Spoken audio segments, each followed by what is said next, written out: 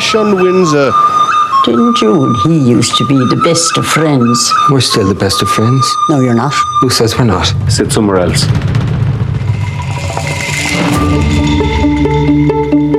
Now, if I've done something to you, just tell me what I've done to you. Well, you didn't do anything to me. I just don't like you no more. You didn't like me yesterday. Why does he not want to be friends with you no more? Why is he 12? What the hell's going on with You and ML. He's dull. But he's always been done. The other night, 2 hours you spent talking to me about the things you found in your little donkey shite that day. Well, it wasn't me little donkey shite, it was me pony shite, which shows how much you were listening.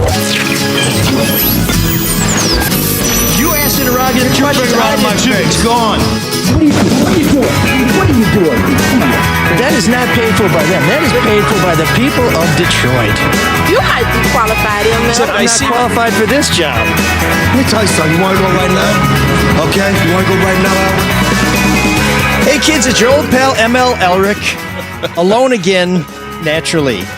But no, I have Mark Fellhauer's back and me wee little friend Shawn Windsor. You guys aren't friends anymore. He's off looking for blue diamonds. Yeah, we don't know where he is. But yeah, I mean, his donkey's shite, his pony's shite. That would have been your response to what he said. He would have called you doll. He would have called me doll? Yeah. Uh-huh. What? Mr. Entertainment? You got to see the Banshees of Mr. Worldwide? I don't even know how to pronounce the word. Inishran. It's been nominated for every Golden Globe. It's pretty damn good though. But I thought of you watching it because it takes place in 1923 Ireland, which seems right up your path. Oh yeah, a lot of my life has been lived as if it was 100 years ago in a small country that nobody cares about. That's about right. So yes, Mark is back and fully recovered. Shawn is celebrating the graduation of his son, or perhaps his son's parole. We're not really sure. He didn't give us a lot of details. It was sort of a last-minute thing. Shawn, like some of our colleagues at the Free Press, is on furlough because the media continues to struggle with providing you quality news that folks just don't want to pay for. So if for no other reason than to give Shawn some place to go and to spare his family, please subscribe to the Free Press. It's only like $1 for 6 months, and I think you can get 12 months for $12. Go to freep.com and we'll figure it out. I'll put a link up on our website, which is mlsoulofdetroit.com, so you can figure out how to do that. And so we can give Shawn some place to be other than sorting through his pony or his donkey's shite, which I don't know, maybe that's a move up for Shawn. He's been watching a lot of Pistons, so it can't be that much worse. But we have a special guest today, and like all our guests in the show, is brought to you by Luke Nowacki and Pinnacle Wealth Strategies and David Hall Financials. One guy will help set you up for retirement. The other guy will help you save some money that you can spend right now. We're going to talk about them after we hear from our guest, Tresa Baldas of the Detroit Free Press, who has published a series of revelatory articles in the aforementioned Free Press that call into question a lot of the narrative that we've had about what went on in the Oxford shooting. Now, you remember we had the Oxford School Board, or former school board treasurer, in who said that people had been told, to his belief wrongly, that the district had done everything it could to prevent a killing like this. Corey Bailey. Now, we've also been told for a year by the prosecutor and others that Ethan Crumbley was supposed to be sent home and that his parents refused to take him home. Well, now some exclusive reporting by our guest, Tresa Baldas, who should know that I vacuumed the stairs yesterday, so that should get me a break, is calling into question this notion that the Crumbleys refused to bring their kid home when there were indications that he was a danger to himself and others. So, Tresa, thank you for joining us from our East Lansing Bureau. Thanks for having me. That's all you got? Yeah. Okay, well, it's great to see you. I love the chemistry between you two. Yeah, that's the least she's said to me in one sitting in 30-something years. But, Tresa, briefly, if you can, recap for us what your reporting has changed about the public's understanding of what happened a year ago in Oxford. Sure. So we'll start with what you touched on, and that is, did the Crumbleys refuse to bring their son home? The narrative that's been out there so far has been given to us from prosecutors, and it's one of where the Crumbleys have been sort of described as this defiant couple that shows up into the counselor's office and hears all this stuff about their son needing help. And sort of the image we have and the narrative that's been out there is that they were defiant, arms folded, and insisted that he be sent back to class. That they refused to bring him home. And what we found out from these depositions is that's not really how it played out in the counselor's office. The parents went in. They told them their son, has been drawing some troubling pictures of a gun, the blood, the comments, the thoughts won't stop, help me. But they also disclosed to the parents that their son is struggling, appears to be sad, has some issues, and said we think he needs to be seen. And then the direct quote from the depositions is that the parents said, well, is it possible for him to stay in class because we have to go back to work and we will get him into therapy? And they thought about it and they said, well, sure. He, they checked his attendance record. It was fine. His grades were average. He'd never been in trouble before. And so as long as the parents were willing to do this, they decided that being in class would be the best place for him to be. And so it wasn't one of these, oh no, we're not leaving without him, which is what we've been led to believe so far. And the other big one is that the school has claimed that they told the parents, listen, you have 48 hours to get him help, or we're going to report you to Child Protective Services.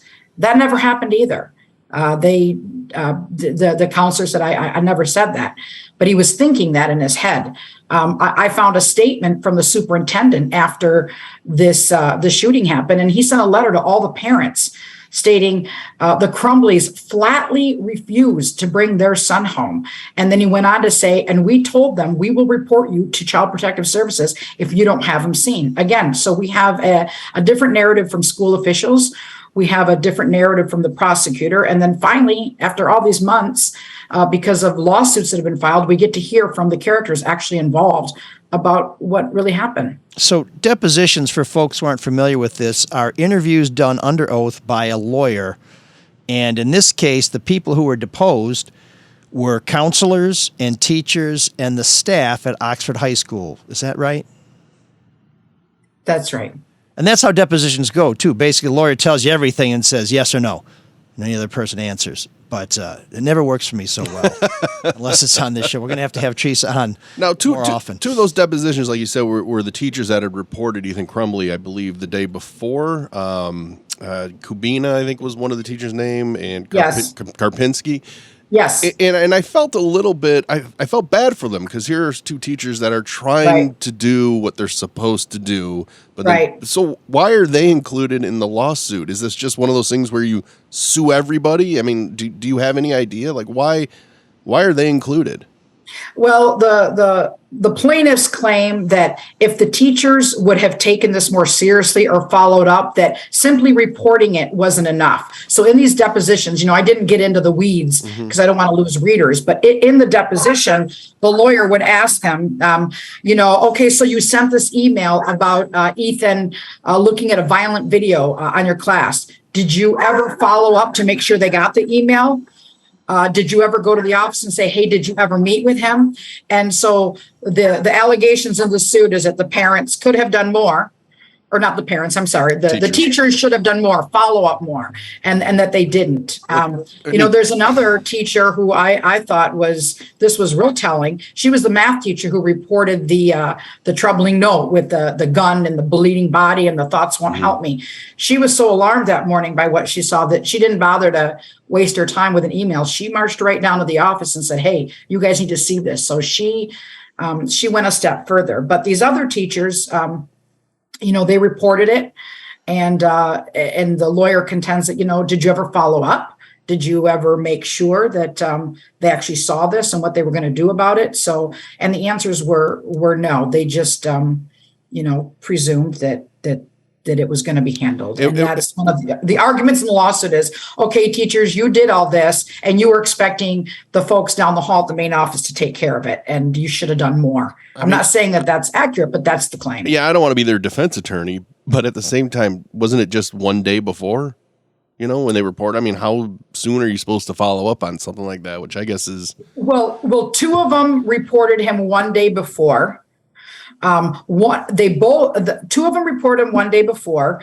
Also on the day of, another one reported him. So, for example, he was in the same class. He was looking at bullets in his English class, and his teacher reported him for that. Well, she had a co-teacher in the class that knew about her reporting him for the bullets. That next morning, on the day of the shooting, she sees Ethan in class watching a violent video of a guy mowing down people and shooting down a bunch of people. So she, on the day of the shooting, also follows up and says, hey, listen, he was looking at bullets yesterday. Today he's looking at a violent video. These two teachers who yesterday's story really include a lot of their text messages, they never knew that on the day of the shooting that a math teacher had also reported him. They never knew until after the shooting that Ethan was called into the office, that his parents were called. They didn't know any of this. All they knew was what they reported, and what happened afterward they didn't know. Do you know, ML, you mentioned Corey Bailey was in here, and it was a lot of hush hush. The union doesn't want you to say anything. Insurance company doesn't want you to say anything. I thought it was interesting, Teresa, in your article yesterday, those two teachers are trying to talk to the principal, just trying to find out information. And he immediately is like, I can't say anything. And then they're told by their union rep, don't write anything down, which, it's to me that I feel like those are people that don't want to get to the truth. It's kind of a covering your ass situation. Is that normal for the union? I totally expect because, but is that normal for a principal to say, I can't say anything, and to lock it down to his teachers? Well, you have to remember that he said that I can't say anything. We're talking within like maybe an hour of the shooting. So this had just happened. I mean, they've just identified these kids. They've just arrested Ethan.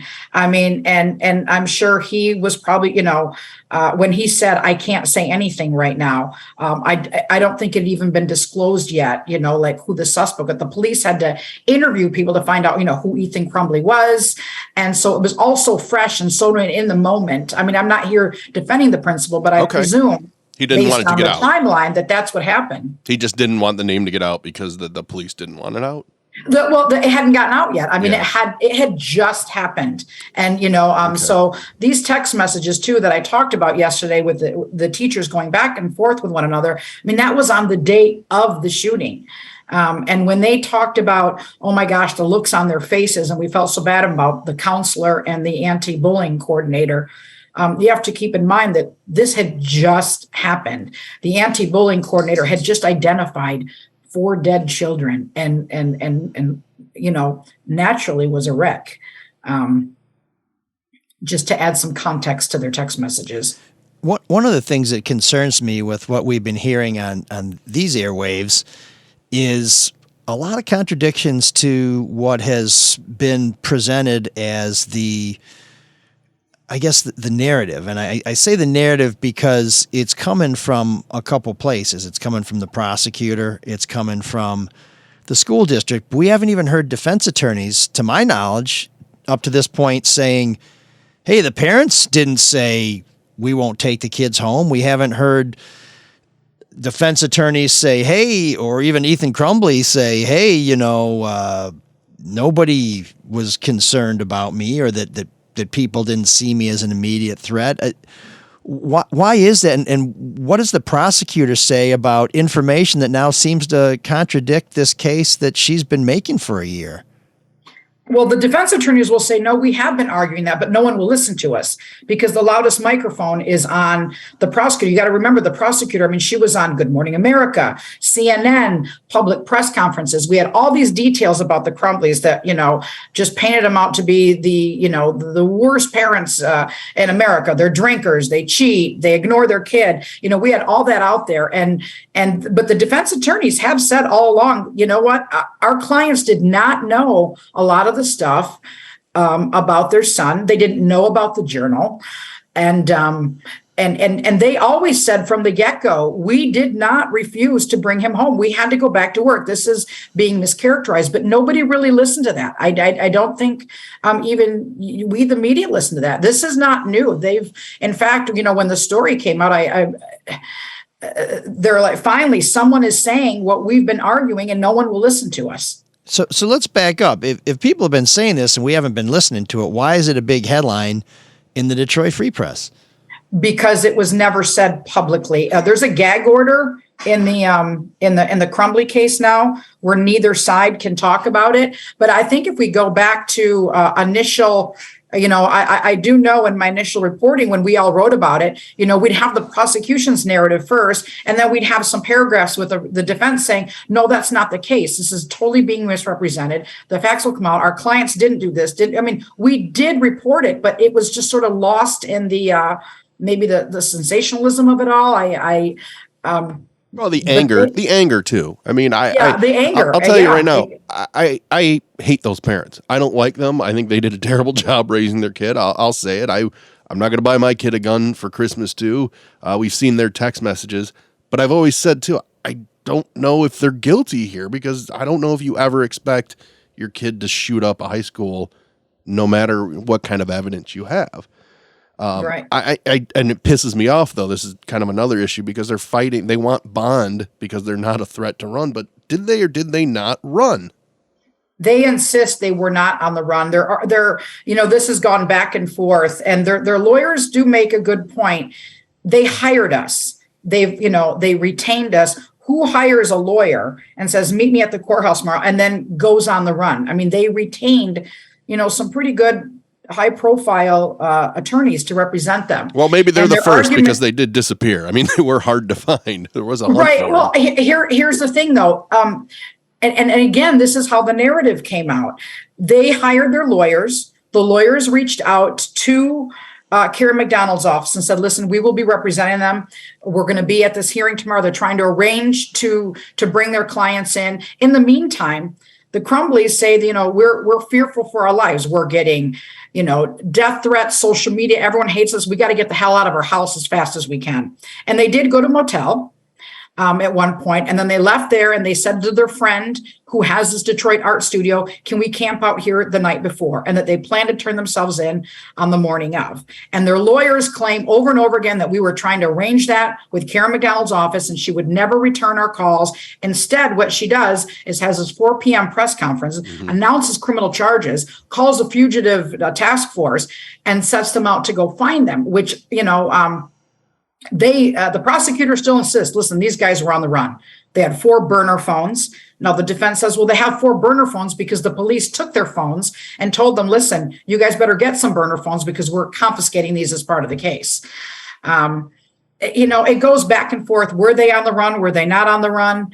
Both sides make some pretty compelling arguments. So quick hello to Don and Ed who are watching us on Facebook and YouTube. You can see us there too. Facebook page is ML Elric. YouTube is ML Elric as well. We made it kind of simple, although we may be changing that name. We appreciate if you subscribe and hit the bell for an alert so you know when we go live. But I want to go back to something we talked about a moment ago. I think the reason why this was a big headline in the free press, and justifiably so, is because while we've heard from the prosecution and we've heard from the defense attorneys, they're advocates. They have objectives, they have clients, they have a purpose. These depositions are from the eyewitnesses. These are from people who are a part of this before it went down, and they are not trying to put anybody in jail, and they're not trying to get anybody out of jail. Now, they are named in a lawsuit, and perhaps at some point they'll be released from that lawsuit, but the reason why what they're saying is significant is because these are the closest to objective sources that we've had in the past year who are speaking. And to Mark's question about why are they named in a lawsuit, I think that's a really good question, because you don't need to be a party to a lawsuit to be deposed. You can be subpoenaed and deposed just because you know something. So I don't know, Tresa, if you've talked to the folks who are filing this lawsuit, how they feel about these people who are speaking in the deposition. But I got to believe if you're suing the Oxford Public Schools, and the Oxford Public Schools have been saying one thing publicly, and you have witnesses saying something that's the opposite, you got to be pretty happy that your case is looking a lot stronger than it was at the beginning. Well, I do know these parents and the teachers and the counselors who are being sued. I mean, they're heartbroken. They're heartbroken that these families are blaming them for their kids' deaths, rightly or wrongly. I mean, I know one in particular is absolutely devastated, insists I did everything I felt had to be done. In fact, the anti-bullying coordinator on the morning of the shooting that day, she was with one of the victims at an anti-bullying seminar at a middle school before the shooting happened, very close to one of the victims. And it eats at her that the parents now blame her for their son's death. Is that Pam Fine? Is that yes. okay? I had a question about her. Sure. Because in the article, there's a quote, I believe, from her deposition that I understand, because she's saying, if someone hasn't walked a mile in our shoes, you don't know what it's like. I'm not disagreeing with that, but she doesn't want to be judged on how they are handling things. Okay, that's fair enough. But then a few paragraphs later, she then judges the police response, which I thought really wasn't fair. And she says the time it took the cops to get there was a lot longer than what they say. Do we know how long it took the police to arrive? Was it 5 minutes? Was it 10 minutes? And did they want to go in, or were they not supposed to go in? And that's actually still a controversial question. While the police maintain that they were there in 5 minutes, Bouchard has come out and said, we have this over and done within 5 minutes. And the timeline shows, no, it's actually closer to 10 minutes.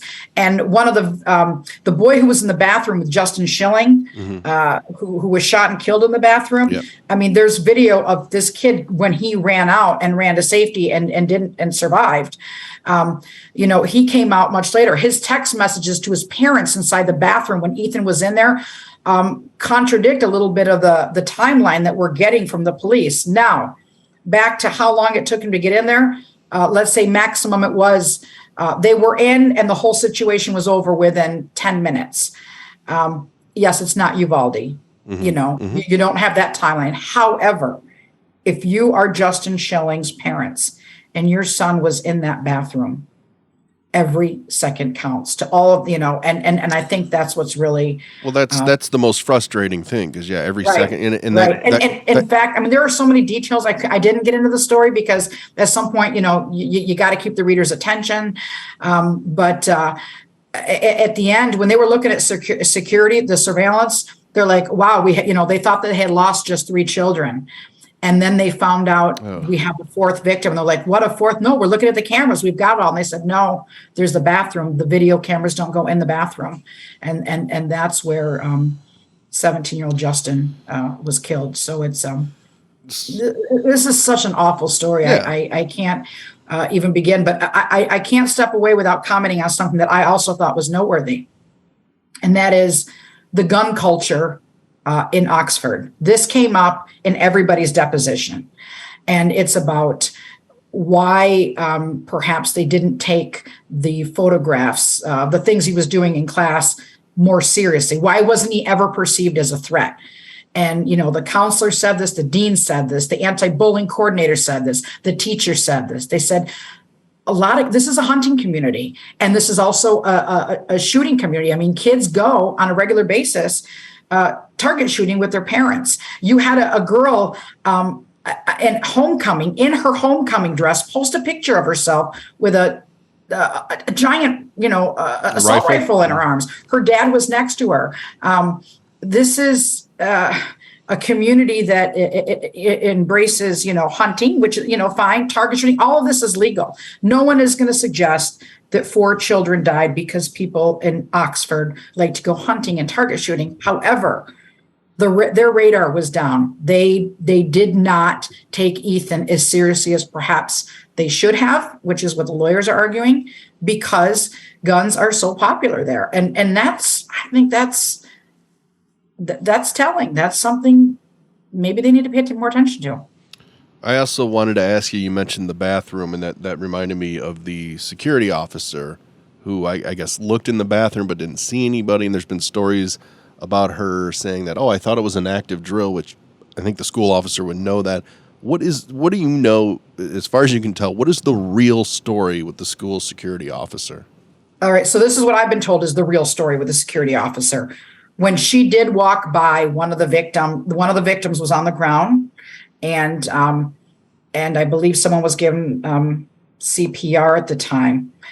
She really did think it was a drill, because when the announcement came over that day, this particular officer was on her way out, but she was leaving the school before the shooting happened, and she went back for some odd reason. It's not that important, but she did go back. So when the announcement came on the intercom that said lockdown or Alice drill, she maintains, and her colleagues believe her, those who know her well, that she really did think it was a practice Alice drill, because they talked about recently having one. They never did. Alice drill is a live shooter drill. This is what you do to practice if there's a live shooter. Every school. And she claims she really didn't know that it was. And then after, when she realized that it was, when she was informed, no, this is a shoot, then she, got her gun on and went down the hallway and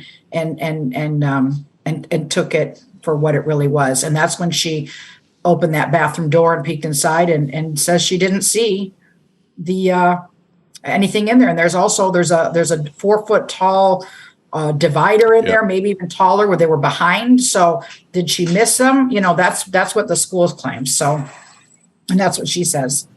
Well, Tresa, thanks for putting this out here. I think we are a long way from knowing what happened. There's still some more parties to be heard from, but finally we're hearing some voices, again, some objective voices who are sharing what they saw. And we only know this because they gave depositions that were uncovered by Tresa Baldas and the Detroit Free Press. So thanks for your work. And again, I did vacuum those stairs. So when you get home, get off my ass. All right. I didn't hear a yes there. Okay, looks like I'm in trouble. Wonderful. All right. Thank you so much. That's an early Christmas present. I'll take it. Yeah, and you're going to be disappointed by the late Christmas present. But thanks for being on the show anyway. All right, guys. Good work. Yeah. Thanks for having me. Oh, it's so frustrating. It's really interesting what you were saying about, why are these people sued? Because this whole idea that they could have done more, or they should have done more. It's like, well, yeah. I mean, everybody, isn't it kind of the enemy of good is better? Everybody could have done more, but make no mistake, it is Ethan Crumbley that fucking pulled the trigger. Did people help him along the way or miss signs? Sure, but he is the main guy, and I feel like that sometimes gets lost in a lot of the finger pointing. Well, and he's pleaded guilty, so even Ethan Crumbley agrees that he's responsible for these deaths. And it pisses me off that the school seems to have very little interest at getting to the truth based on what Corey told us. So.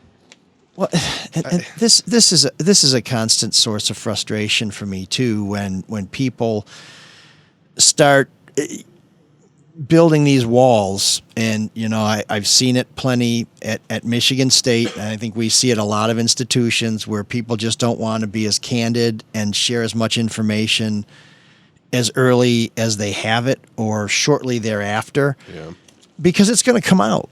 And in our process, between the criminal justice process, where there's discovery, which means information is shared between the prosecution and the defense, when there are lawsuits, when attorneys are going to use their resources to uncover witnesses and documents and things like that, it's all going to come out. So once you have your hands around, I don't think anybody expects Oxford Public Schools within an hour or even 24 hours or maybe even a week to know exactly what happened. Mm-hmm. But it's been a year now. It's been more than a year. And for these very, very contradictory narratives to come out against, as Tresa was saying, the superintendent has said the Crumbleys absolutely refused to take their kids home. I think we know enough right now to say that we're grateful that they were not our parents. That isn't to say that I don't like them. that isn't to say that they had the easiest kid in the world, or that fate dealt them a sweet hand. But to have them locked up for a year on a case this is a tough case. Yeah, this is something the prosecutor, not an easy one for them to win. Yeah, this is going to be some groundbreaking stuff. And in the end, if she fails to win a conviction, whether that's justice or not, these folks have been deprived of their freedom for a year. That sucks. Is there something to be said? But it also sucks that people seem to be saying things about them that might not be true. And is there something to be said? That bothers said me. About, even if, and I know this isn't the right way to do it, so don't go down that road. But is there something to be said for scaring the shit out of other parents that, hey, you might want to keep an eye on them? Well, in other words, you're making an example out of these parents because Sure, legally, maybe they're not guilty, but I think societally, we don't like these people, and we don't like the way they parented Ethan Crumbley. Well, that's where you start to go to motives, because Karen McDonald is a new prosecutor. She is a politician. Prosecutors are politicians. Now, they also happen to be lawyers, so they are politicians that have more qualifications for the elected office than most elected officials. I don't think society would mind that motive if that's why it's happening. If it's done politically for her own benefit, yeah, then that's bullshit. But she's been very out front with this. I mean, she's been pursuing this case. There are media consultants working on this case. She's done interviews, national interviews, you know, so. Seems weird. It seems so. Yeah. I can't rule out that there's an agenda being pushed either to further her political ambitions or to make a case, as you suggest, that parents, if you're not keeping an eye on your kids, there are going to be consequences. And whether we get you with a conviction or we just jack you up for a year or more and, you know, make you pay bank of legal of defense fees, you know, you will suffer for this. You know, if you're asking me if the Crumbleys were set free tomorrow, would I want them to live next door to me? No. Not a fan of the Crumbleys, not a fan of anything I've heard about the way they live their lives as a married couple, let alone as parents. Yeah, good point. But in this country, when you deprive someone of their freedom, that is the biggest and worst thing you can do to them. And so that's why the prosecution has the burden. That's why we make it so difficult in this country to take away someone's freedom, where we will let people who really probably deserve a good kick in the head walk around because we want to make sure that we're absolutely right on this. And by the time this whole thing is done, and there's way more to come, and it'll probably be another year and more before we've sorted through all the wreckage, but it may be that really what the prosecution of the parents is about is sending a message that, hey, if you're really into guns, you better make sure they're under control. If you got a kid that's a danger to the community, you better be on top of it. And if you're not, just take a look at the Crumbleys, and that's probably not where you want it. And I do like what Tresa said about, you know, this isn't Uvalde. If we're talking about 5 to 10 minutes of a police response, you know, none of the police are being sued or anything in this. So I don't know. I think people tend to connect things like that and like, oh, the response was slow. It appears that the response by the police was good. Yeah, so I don't know. And As just for opposed to folks Uvalde. who don't know about Uvalde, that's where the cops stood around and are like, well, should we go in there? Should we go? What's all that popping noise? Are those kids being killed? Well, maybe we'll go in, maybe we won't. You know, where they're more like the medical examiner than the police. And people there have paid a price for that in law enforcement. And I don't know what happened in Oxford. It sounds like the county sheriff provides police services in Oxford, so I don't know if they have an outpost that's that close to the school. I mean, if you're far away, getting there in 10 minutes may be a miracle. Anybody who's driven through Oakland County, I mean, depending on what time of day and what part of Oakland County you're in, an hour's a pretty good response time. I'm not saying whether 10 minutes is fast or slow or anything like that. I just don't know enough to say that. But I will tell you this, as someone who's covered a lot of first responder things, never do you get on the scene and talk to a witness who doesn't think it took too long for fire, for ambulance, for police to get there. Because when that stuff's going down, seconds feel like minutes, minutes feel like hours, hours feel like days. And so that's something else that's going to have to be determined. But with security camera video, with text messages, with with 911 calls and stuff like that, they're going to be able to put together a timeline where we're going to know by the time this has all been chopped up whether or not the response was efficient or deficient. You mentioned earlier about sharing information. You know who loves to share information? That's got to be either Luke Nowacki or David Hall or both of them. Do you approve of that segue? I mean, that's a tough thing to segue out of. But I was going to mention Luke Nowacki loves sharing information if you're going to make a big financial decision, such as buying a new home, a new car, something even cosmetic for your person or your house, whatever it is. Whatever that big purchase is. If vacuuming the stairs is not going to get you out, and let me tell you something about this. I don't want to drone on it, but we have sometimes 4 dogs in the house, and at one time we had 2 cats. Vacuuming those, that's not an insignificant thing. I just wanted, I know what Luke heroes agrees. do. You're such a hero. It did take me more than 10 minutes to get to it. I'll just tell you that. If you have one of these big decisions, though, you want to know how it's going to affect your current and future financial goals. That's why we recommend Luke Nowacki. Great guy. He's got Pinnacle Wealth Strategies behind him. He's got a whole team. He's going to help you plan for your future goals both today and well beyond. Call Luke today, 248-663-4748. He's going to give you a complimentary consultation to see if your plans align with your goals. Because when you call Luke, he'll make it all about you, sweetheart. Securities and investment advisory services offered through Royal Alliance Associates Inc. Member FINRAS.PC. Royal Alliance Associates Inc. is separately owned, and other entities and/or marketing names, products, or services referenced here are independent of Royal Alliance Associates Inc. I just realized I was yelling to you with open mics. Sorry. So yeah, we are going to go to Mark's a little rusty. I still have COVID. Yeah, he's a long hauler. It's been a week. Can I use that excuse? I was thinking about that yesterday. Can I just use that excuse for like all of 2023 that I have long COVID and that's why my mind isn't working whenever I make a mistake? Well, I'm going to have to consult Twitter because I posted on Twitter that I got my booster on Thursday. What? And I wish I'd posted I was thinking of getting my booster because then I would have known what a foolish endeavor that was and how it was going to make me more likely to get COVID. And somebody posted something that was fantastic. It just said, experts say you are 9.8 times more likely to die.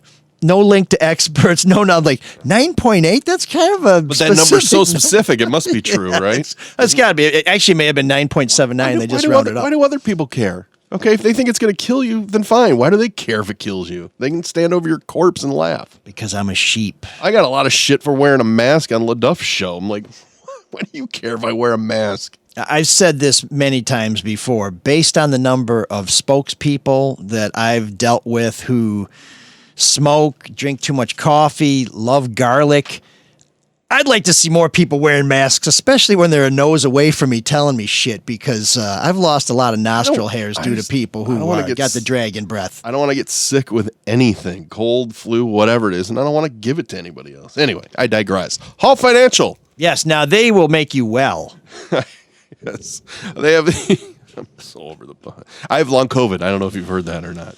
The holidays can be expensive. Week 2. No, it's gonna. I'm telling you, it's gonna go on for all of 2023. At least my excuses are. The holidays can be expensive, and right now, credit card interest rates are the highest they've been since 1996. Since a long time ago. I should have given you a chance to answer. I've got long COVID, in case you didn't know. These high interest. You got in 1996. It's now year 26. Shit, pretty much. Really riding this thing. Where am I? I don't know what I'm. Okay. Barney's not buying it. It's been since 1996. That's how high they are. These interest rate debts impact your everyday life. You can use equity in your home right now to get a cash out refinance. It's a great way to help put you and your family in a better financial situation for the holiday season. You can get a free 5-minute mortgage review with Hall Financial, and that's all it takes to becoming debt free. Just talk to Hall Financial while you're looking to purchase a new home, refinance your current home. Call them 866-CALL-HALL or go to our website, ML Sola Detroit. There's a little link that'll take you to Hall's website. So once again, 866-CALL-HALL. Oh man, the geeks have inherited the earth. Did I do that? What a dork. Does him wanting to play with us again mean that he's turning into a geek, or we're turning into cool guys? I'm sure you're following what's going on with this Sam, what's his nuts, who just got arrested. Sam Bankman-Fried? Sam SBF. Bankman-Fried. Right, Yeah. the guy who says he doesn't want to read books, he never reads books, all this other stuff. The man with the most punchable face in America? Yeah, exactly. The crypto bro, the young genius who's turned out to be basically full of shit. Let me be clear. What he did is way more than being a geek, and he is not our geek of the week. But if you invested in crypto because you thought a guy like this knew how to turn straw into gold, how to turn water into wine, I mean, people like Luke do a lot of research. They run a lot of models. They study stuff. Before they put your money somewhere, they're pretty damn well sure that it's got a track record of performing very well and that it's very safe. But a lot of people chase the quick buck. A lot of people buy into the easy dollar. Yeah. If crypto didn't look like a Ponzi scheme to you when it came out, you got to be kidding me. It didn't look like a Ponzi scheme to me. Really? Yeah, it looked like gambling, and I like to gamble. So okay, fine. And there's no. What do they tell you with gambling? There's no. You could lose everything. Expect to lose it all. Yeah. Yeah. Don't bet more than you can afford to lose. I put $10 in crypto in PayPal because if you put $10 into crypto and PayPal, they give you $10 in your account. So it's basically found money. But that $10 I put, I think the other day was down to $278. So, yeah. So let it ride now. You never know. Yeah. So, well, it's not going anywhere. I mean, maybe 100 years it'll be back to $10. Of course, I've lost the compounding I would have gotten on the $10. It would have turned into $1,000. You're talking about cents. But so if you invested in crypto and you thought Sam was going to be a man, I'm sorry. I don't mean to add insult to injury, but you are our Geek of the Week. Oh, shoot. I have long COVID. I forgot to do this. Sorry. Oh, that's okay. It's been 26 years. We're praying for you. Still praying. Hey, guys. There's an all-night party in room 7609.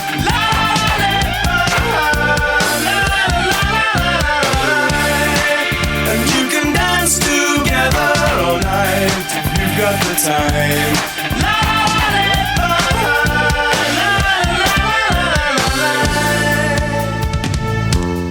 So before we get to this week's entry in room 7609, which was suggested by listener Michael, who listens and suggests a lot of really great music, Matt on Facebook is saying, what about Jason Carr?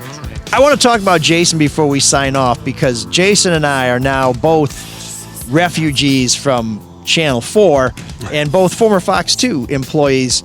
But did anybody see what was said that cost him his job? Apparently he said something on his show about some coworkers. If you saw what that was, please let us know. You can post on Facebook, YouTube, or send us an email at mlsoul. Send us an email. Don't post at gmail.com. Don't yeah. post it. But I mean, I'll tell you what I know off the air. Off the air. Oh, damn it! That sounds. Or I'll send you an email. It's unconfirmed, or it's that hot. It could be wrong. It could be wrong. It's I have long COVID. So well, and it's we're getting ready. We're gonna have to start putting your COVID with like Roman numerals. This is Mark XX. But I can't imagine what he said that would have cost him his job. I worked with Jason at Fox 2, and he's a really talented dude. I worked with him at the radio station when I think he was on Dominski and Doyle for a while, so we'd bump into him. Yeah, and he was at the State News. He seemed like a nice guy. Right after I left the State News, so I'm very curious to see where this is going. And I don't want to see anyone lose their job, so. No, I mean... Maybe it was horrendous. I don't know. It's crazy. I don't know, but it's hard for me to believe that it was a fireable offense, given some of the other people we've seen on TV around here who have done things and have held on to their to that job. point, I will say this. From what I've heard from sources, most of them secondary, if that's what it was that caused him to lose his job, there has to be more. Does that make sense? Is that too cryptic? I don't know. I mean...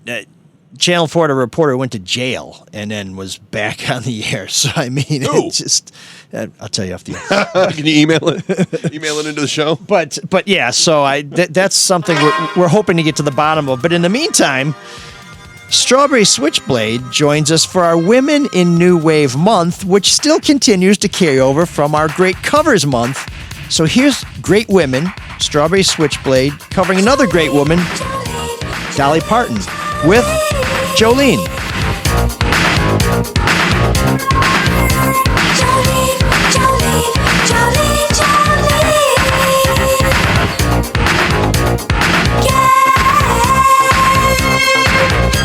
Your beauty is beyond compare. It's flaming lots of auburn hair, with ivory skin and eyes of emerald green.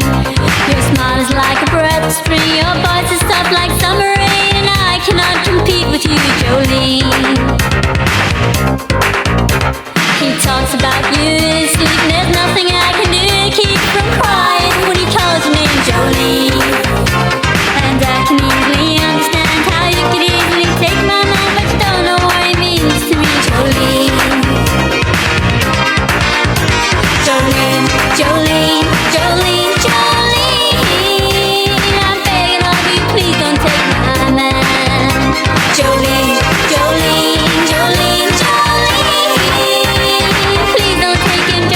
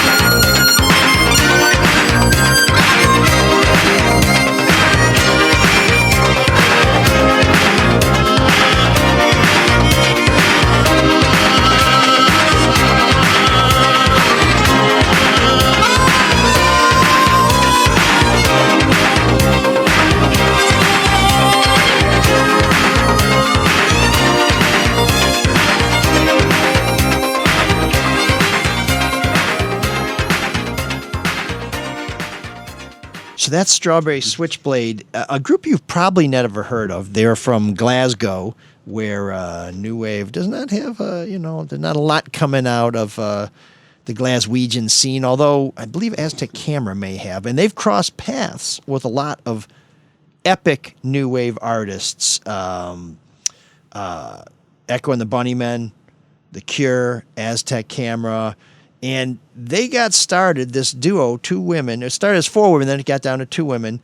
They got started like Morrissey as big New York Dolls fans. And so we're going to have some more Strawberry Switchblade playing some of their original music in the near future here. Wait, Morrissey got his start because he liked the New York Dolls? I never heard that. He loved the New York Dolls. In fact, he was the president of the Manchester New York Dolls Club, or it may have been the UK New York Dolls fan club. Now, you're like an unofficial biographer of Morrissey. Does that make sense to you? Because from what I know about him, that those two don't seem to really fit very well.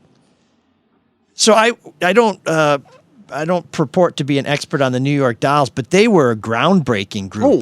Kind of gender bending and very out there, and I would say flaunting society's mores and stuff like that. Well, I guess with those, when you describe them that way, yeah, that is Morrissey. Yeah, and that's exactly who he is. Somebody who's trying to punch up and who doesn't like,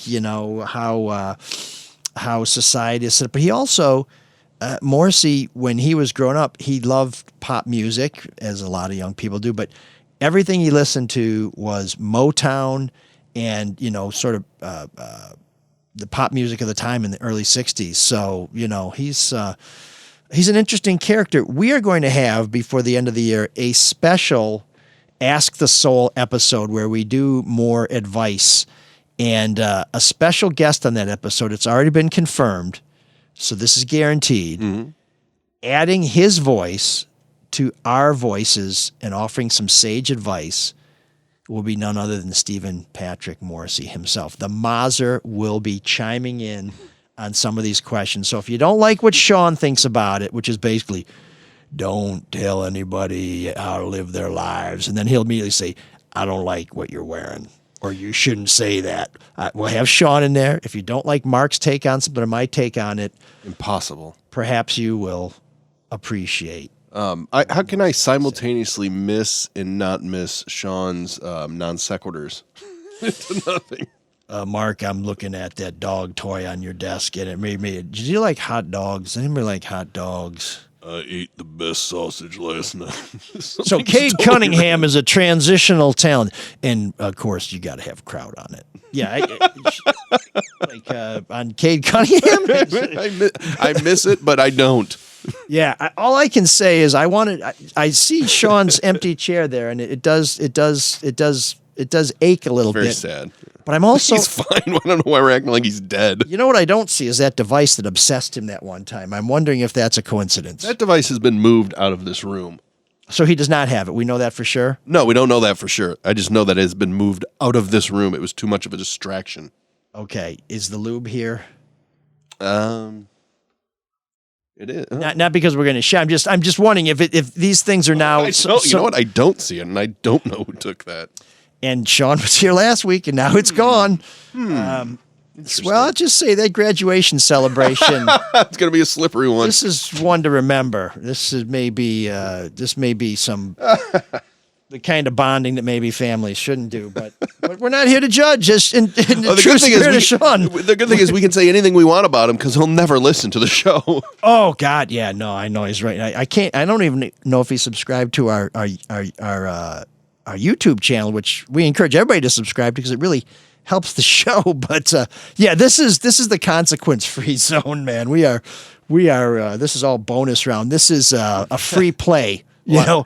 I mean, when I was in here last week because I had COVID, in case you didn't know, I listened to every second of the show. Parts of it I was yelling at. What did you think about our? I know you're very. Why are you going to?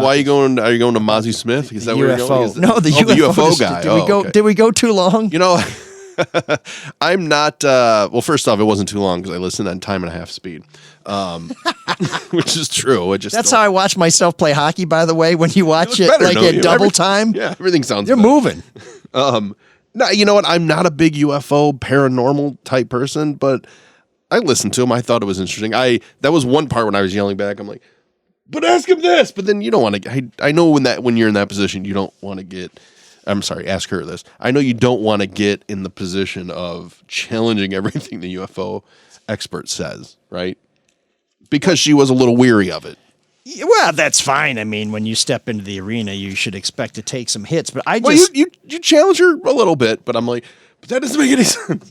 Well, that's what I don't believe in it. So yeah, that's one of those things where, to me, people just they say what they have to say, and it kind of speaks for itself. But I will say the one thing that I really thought was worth the price of admission, which we don't charge for this show, so that maybe that doesn't say much, but was that UFOs they update, like their styling. Yeah. Like they don't have tail fins anymore, like they all used to be discs, and now they're kind of triangular. And I was like, oh, so somewhere there's a design shop out there where there's a clay modeler out there shaping the next. They're way ahead of us. I mean, it's just look, if aliens exist, I mean, I don't know. Sure, great. I don't care.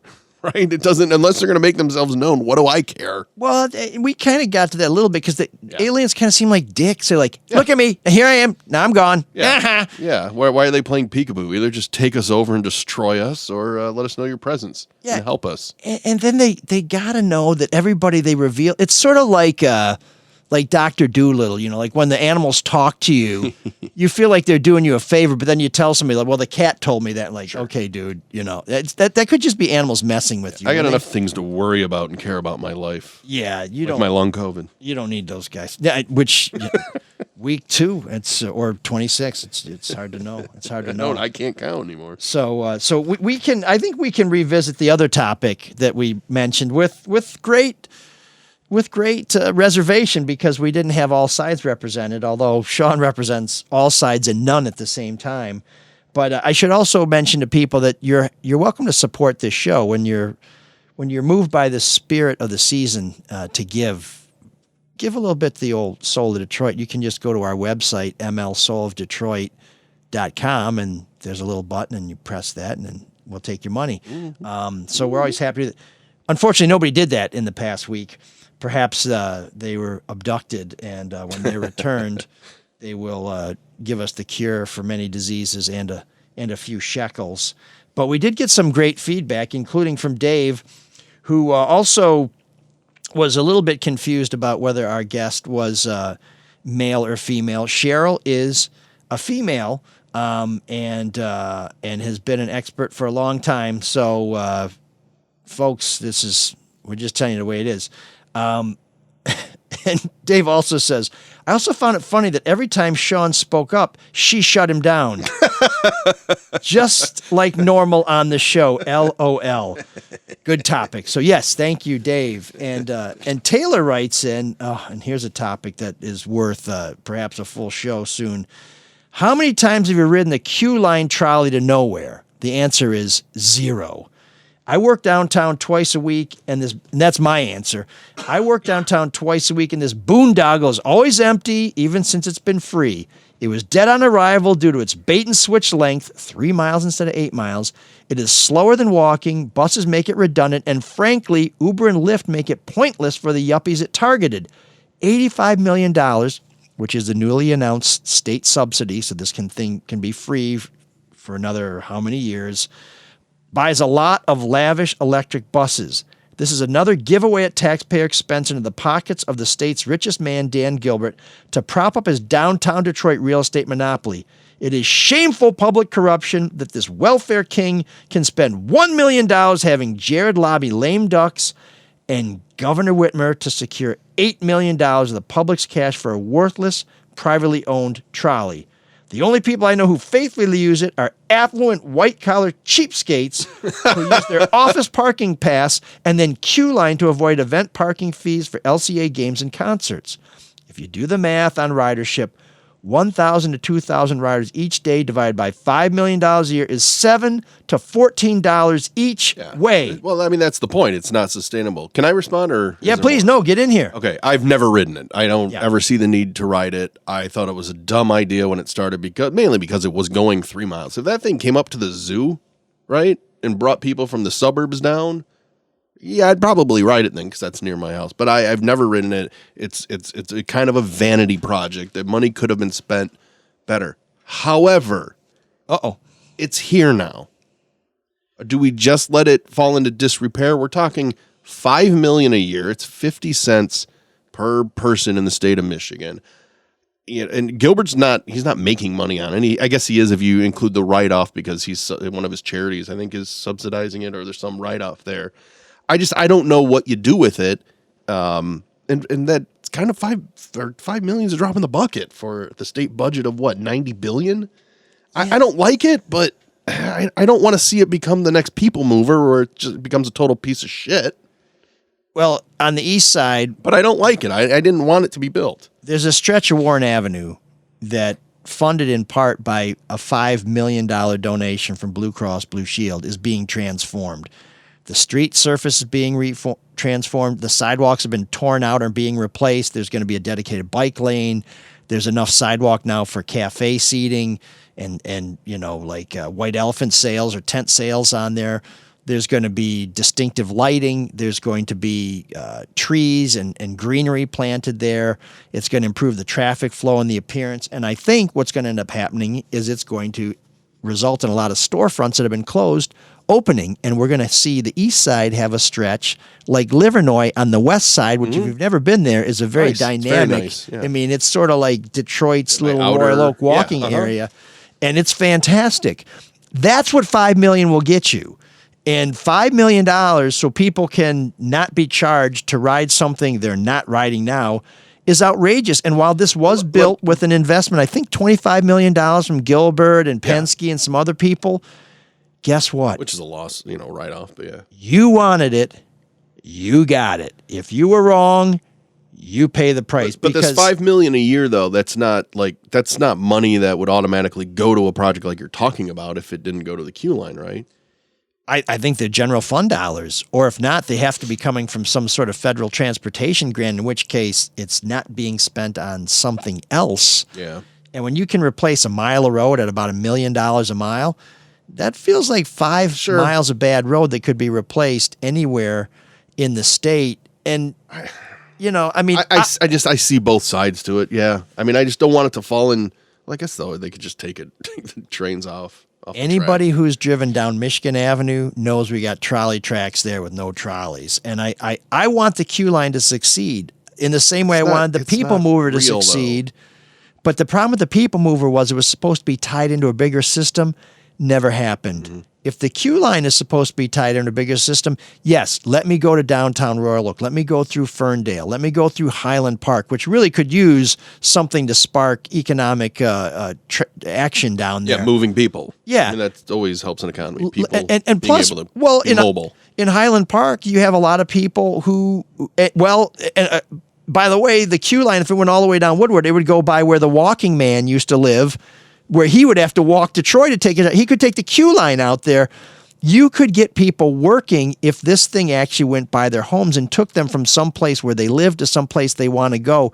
Right now, I mean, it's a moving sidewalk. This thing should be in a frigging airport right now. It's ridiculous. I know they've had some setbacks because of the pandemic, but either somebody's studies were fraudulent or poorly done, but this thing is not matured the way it was supposed to. No.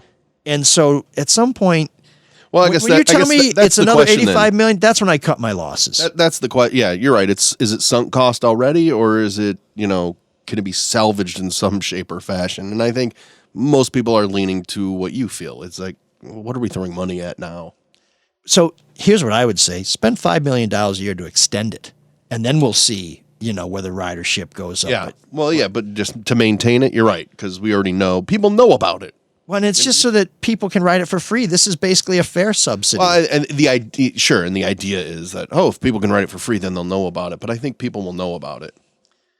People know about it because they walk past it. Now, the problem is they walk past it while it's moving. Yeah. And that's one of the other problems with it. So I know if you extend it, you need more cars because if you have to wait too long. But I mean, other cities have public transportation. We this is not like we came over with a blank slate. We could have learned from other places. And No, it was a disaster from the beginning. Well, I saw a study that really hit me hard because I'm a dude who believes that, you got to keep plugging and you shouldn't give up.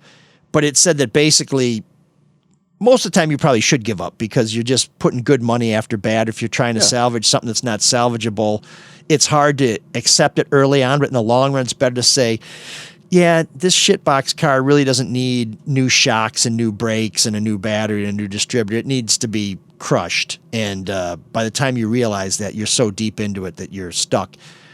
The Q line is feeling a lot like that. Are you talking about the sunk cost fallacy, I think it's called?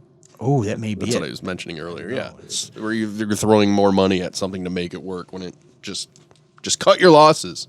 Yeah, well, the way this study was portrayed where I read it was the idea that quitters never prosper. It's like no, you really should quit more often and you'll prosper more often. God, I love that. I love that Seinfeld episode where Susan, the George's fiance murders her off. Her college roommate is Kathy. I think it's Kathy Griffin. Yeah, I think so. Yeah, and then Jerry sees her walking. He tells Kramer, he's like, she should just give it up. And so then they start talking. And Kramer goes, "Why don't you just quit?" That's what Jerry was saying. Yeah, that's the one where episodes. He says that she should just give it up. She should try and fail and be dismissed through the bottom of the porn industry like everybody else. Exactly. It's like wow, okay, so that's. I've told you before. I've been rewatching like every Seinfeld. Well, that's what happens with long COVID. Which I think was it was first run when you first got this. I think it is as biting today as it was then because of how society has shifted. I mean, looking back on it, it seems fairly edgy, which I never thought of it as being an edgy show. Oh, it's edgy now because there's a lot of racial stereotypes in there. Misogyny. I don't know. I think it's funny. The way Jerry treats women, I think exactly. People would be marching on 30 Rock. If they got Matt Lauer, Jerry's next. It's a comedy show, and it's still funny to me. So. Well, How I Met Your Mother, which I think is hilarious. I don't think that goes on the air either. Oh, really? See, I've never seen it. Oh God, it's a great show, but see, this would there's a lot in there where you're like, I don't know if you can say that. This is where Shawn would be. Have you ever seen that English comedy from the 1983? Yeah, the one where the Welsh miner has a cheese shop and Eric Idle comes in there and they solve a mystery. It's great. I miss him. It's great. Okay, another feedback, and this kind of addresses some of the things that Here's our segue. That I was yelling at when I was listening back to the podcast, and I take back some of what I felt because you were not privy to full information, and that's some of what I was yelling at. I don't even remember what I said. Because regarding Mozzie Smith, I don't think you had the full police report. And if you did, then shame on you. No, that story just broke, and actually, based on what I've heard since, I should apologize to the Ann Arbor Police Department for being the Gainesville, Florida Police Department, where it's that was one of the things I was yelling at, or the Columbus Police Department, where it's like, what do you mean your name is Braxton Briller? We know.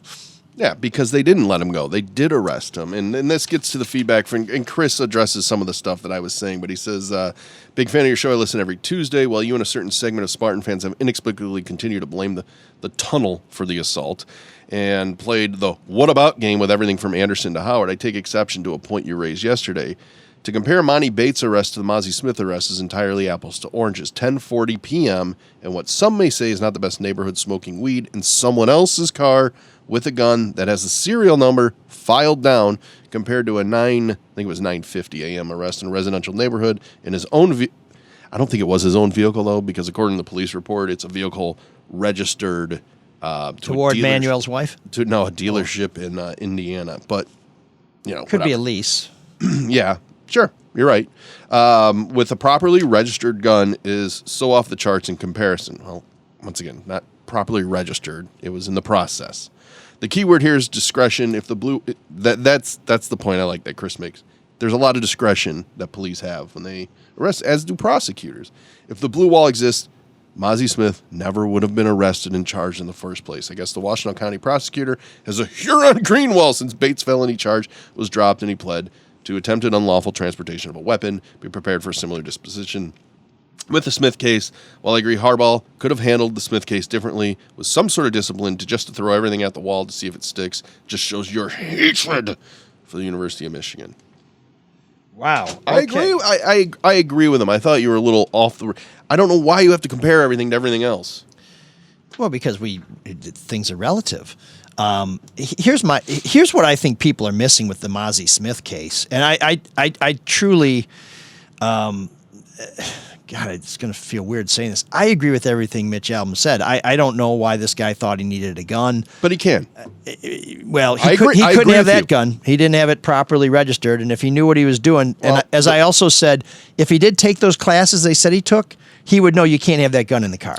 It's got to be in the trunk. You can have the gun in the car. The case needs to be locked. The gun was in a case. It wasn't locked. According to the police report. I'm just saying. Now, based on the information at our disposal today, and there's more information today than I had last week. So some of what was that Chris who wrote that? Yeah, and that's what I said. That's why some of the stuff I yelled at you while listening back to the podcast, I take back because you didn't have the information I had when I listened.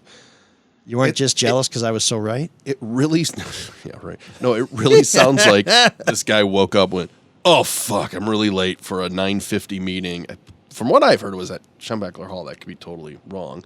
Jumps in his car, his gun's in there, which is kind of a mistake for leaving it in there anyway and not locked up. So, yeah.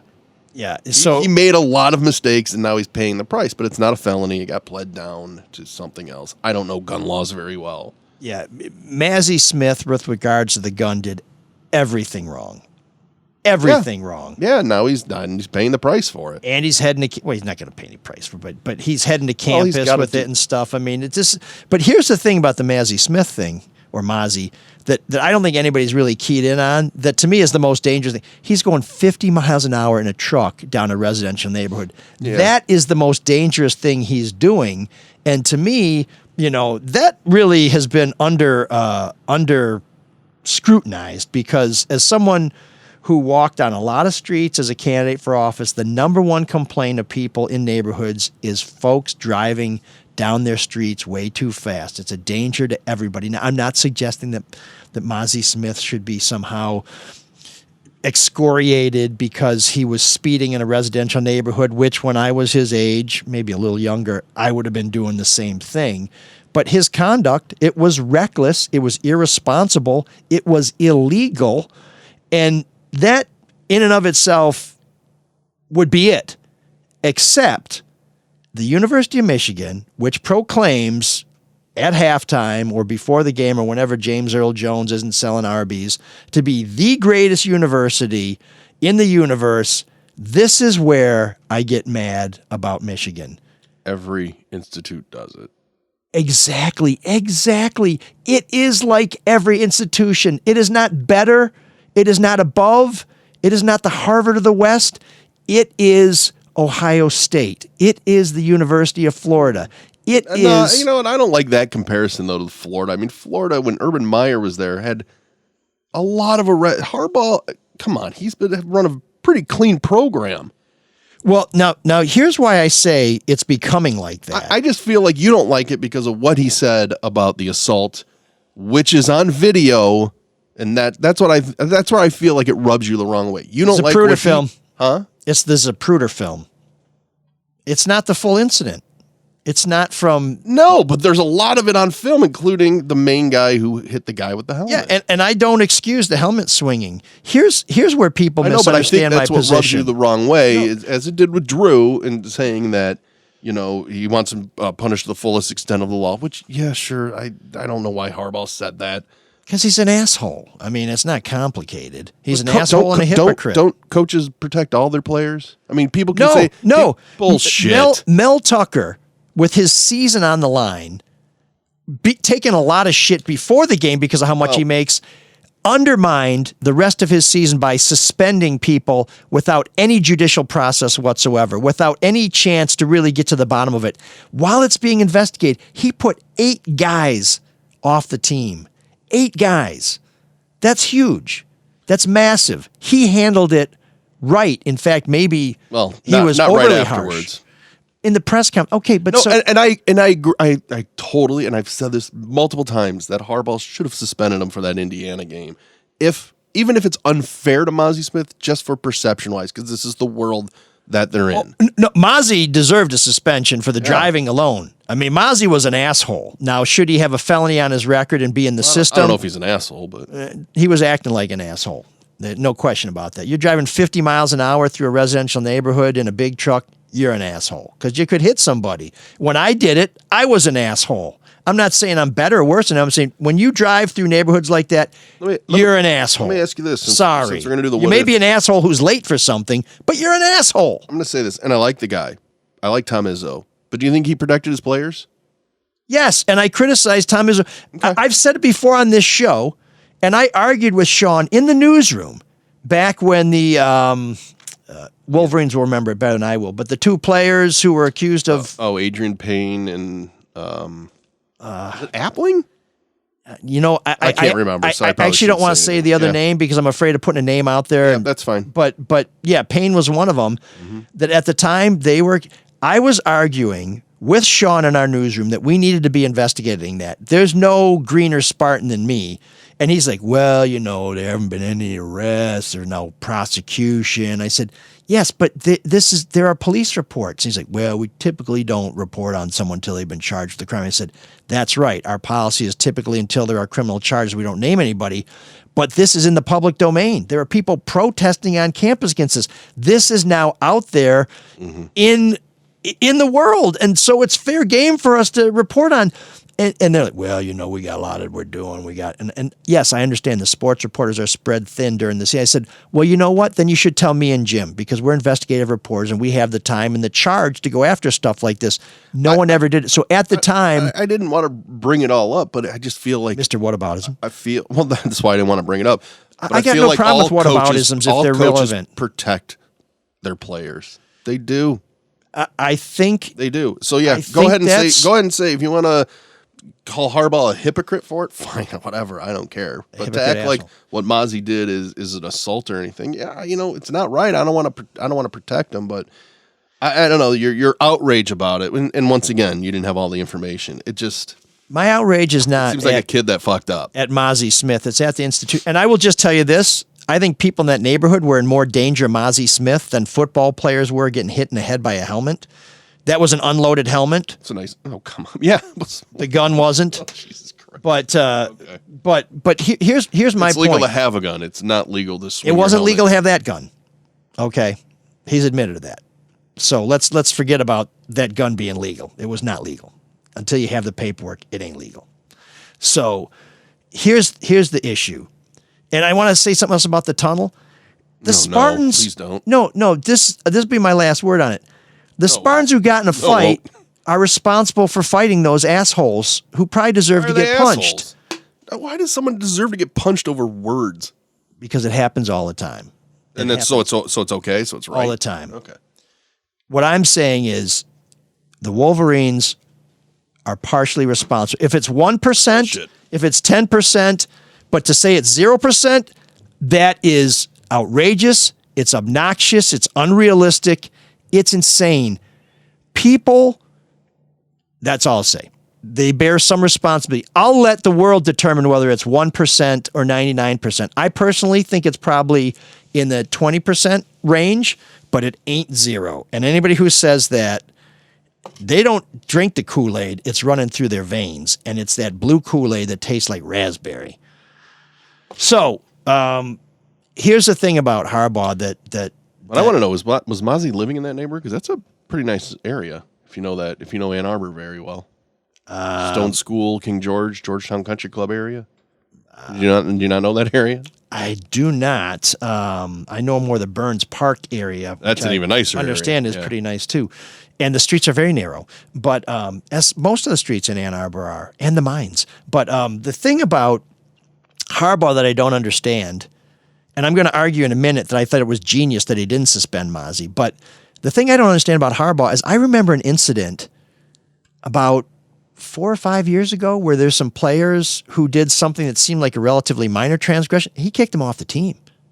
I mean, what was that? I don't remember that. I don't remember it, but it was something where there was some stuff going on in Michigan State, and Michigan State was doing the old, we got to figure this out, all that kind of shit that drives me crazy.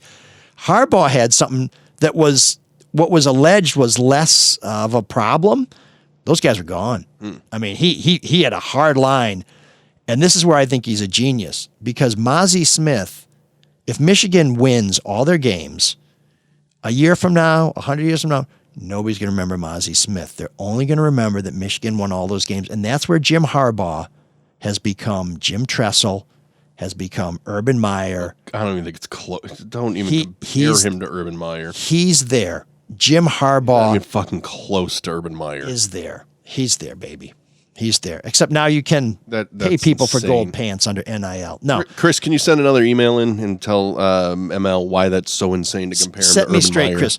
But here's the thing. You want to tell everybody that you're so much better? You ain't, baby. You ain't. I was on campus in Ann Arbor when people had bed sheets that made jokes about Larry Nassar. I don't see any bed sheets making jokes about Dr. Anderson. I'm just telling you. You sit here and you act like you're holier than thou time and time again. And very shortly after you do that, it's almost as if fate is trying to teach you a lesson, but your heads are too damn hard. Oh my God! Every university you are reminded is like that. I don't know that what you're no better like than anybody else. You're just like everybody else. I don't think anybody defended Nassar jokes. Who put those sheets up? Who put those signs up? Fucking undergrads. Okay. I'm just telling you, Wolverines think their shit don't stink. Let me tell you something. Stop eating what you're eating because it stinks. And Jim Harbaugh and Ward Manuel made my point. Juwan Howard made my point. Mel Pearson is under investigation, but no discipline until after the national championship is lost. They were willing to stay with this guy until they found out whether he won the national championship or not. That is what happens at Ohio State. That's what happens in Gainesville. That's what happens in the SEC. You're doing that a little simplistic. That's what happens everywhere else. So don't tell me you're the leaders and the best. You're just like all the rest. And that's where the arrogant asses make me. You're going to make me be more arrogant. Although I don't think I've ever been. Well, whatever. We are the leaders and best. Are you done? I was until that moment. I love how pissed you get about it. Inferiority complex. No, it's hypocrisy. Hypocrisy enrages me. Huh?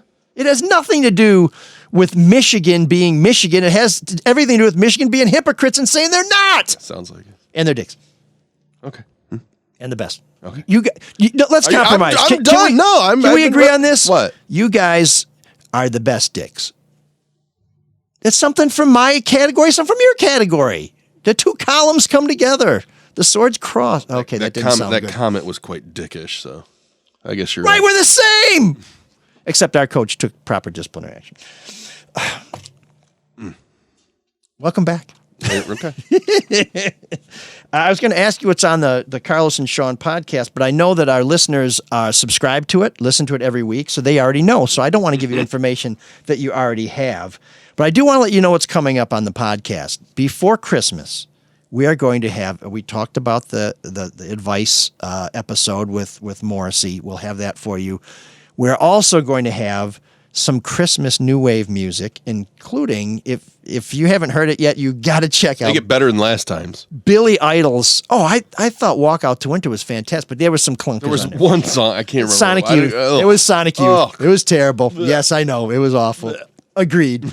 But if you have not checked out Billy Idol's Christmas album yet, you have got to check it out. It's Billy Idol going like Dean Martin style Christmas crooning. And it's great. So check that out. But we will have Santa on before the Not the same one?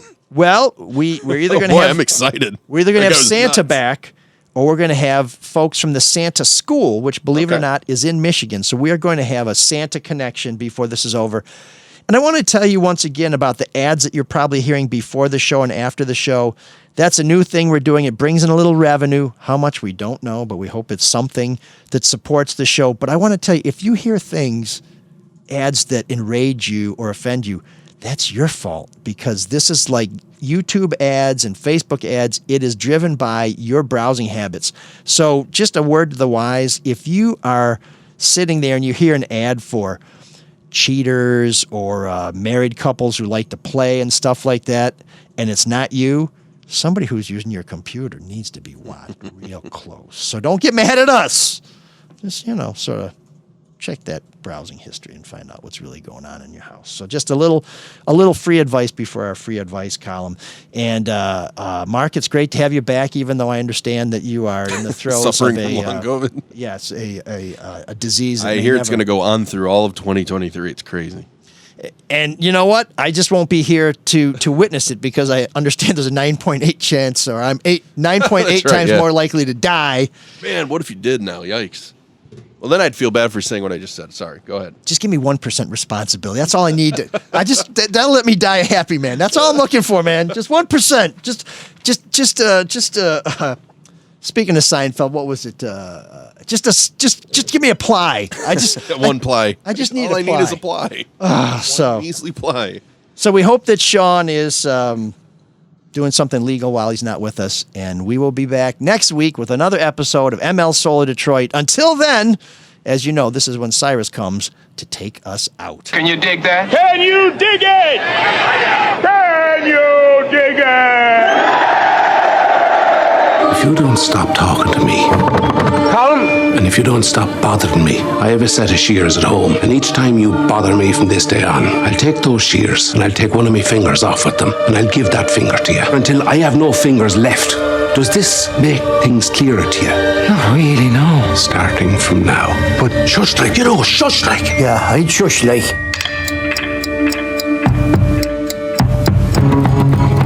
Why aren't you talking to ML and Marc? That wouldn't be a sin now, would it, Father? No, but it's not very nice either, is it? Do you know who we remember for how nice they was in the 17th century? Who? Absolutely no one. Yeah, we all remember the music of the time. Everyone to a man knows Mozart's name. I don't, so there goes that theory. Let's just call it quits. We won't call it quits. We'll call it the start.